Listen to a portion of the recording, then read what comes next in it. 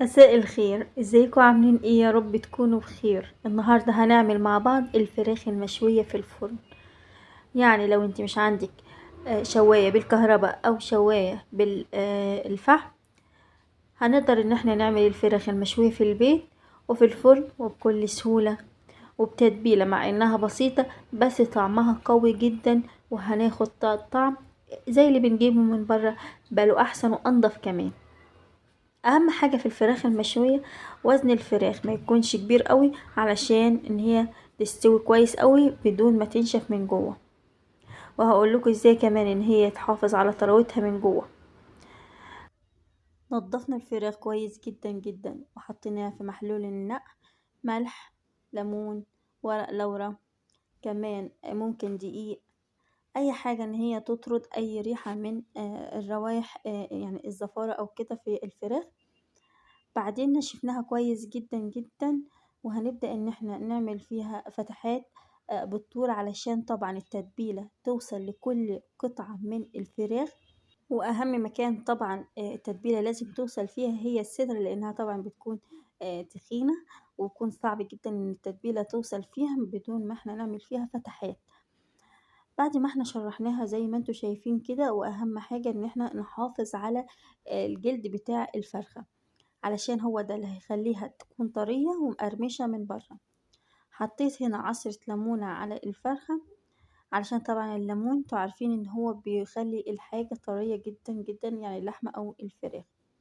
في طبق جانبي ضفت عصير ليمونة، معلقة صغيرة من البابريكا، معلقة صغيرة من الثوم البودر، كمان السبع بهارات، معلقتين كبار من الصلصة او الكاتشب.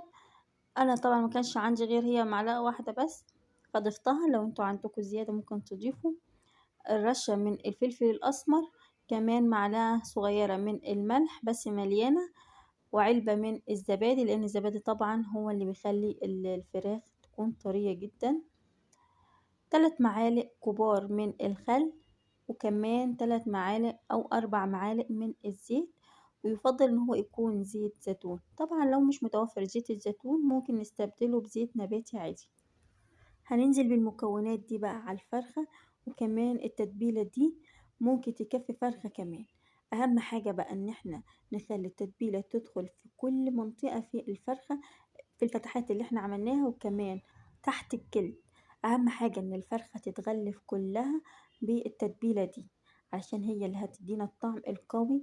وعلشان ناخد الطعم القوي نخلي التتبيلة بالفرخة في التتبيلة مدة يوم في التلاجة. طبعا لو احنا مستعجلين 2 إلى 6 ساعات.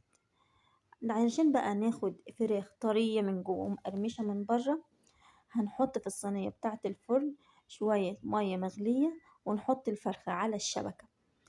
المية دي هتخلي فيه بخار على الفراخ، هيديها الطراوة اللي احنا عايزينها، وكمان مش هتخليها تنشف من جوه.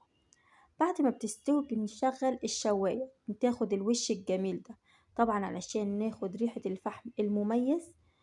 حتة فحماية على النار لمدة 5 دقايق، نحطها في ورقة فويل، وبعدين نحطها على الفرخ. علشان طبعا ورق الفويل او الورق القصدير غلط ان احنا نغلف بيه الفرخة علشان ناخد طعم الشوي. بأي طبق عندنا او اي حلة او اي حاجة ممكن ان احنا نغطي بيها الفرخة، وحرفيا هتاخدوا افضل واطعم فراخ مشوية، وبألف هنا وشفا.